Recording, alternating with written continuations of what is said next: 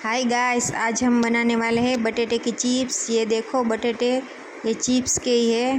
मैं मार्केट से लाई हूँ, स्पेशल चिप्स के ही आते हैं। इससे हमारी चिप्स क्रंची बनेगी।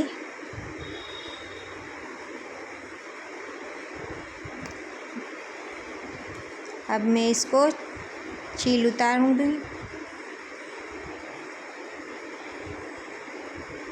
देखिए छील उतर चुकी है। अब उनसे वॉश करूँगी।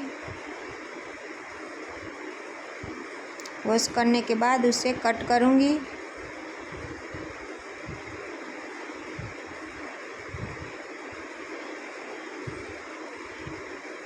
ये देखिए ऐसी रीत से मैं चिप्स की कट करूँगी।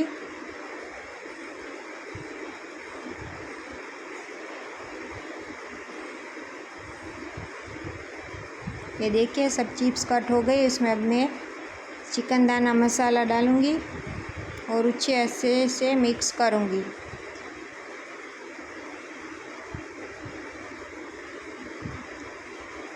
ये देखिए हमारा मसाला अच्छे से रेडी हो चुका है।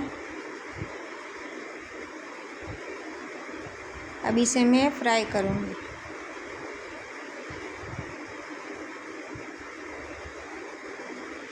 डालूँगी उसमें तेल और चिप्स।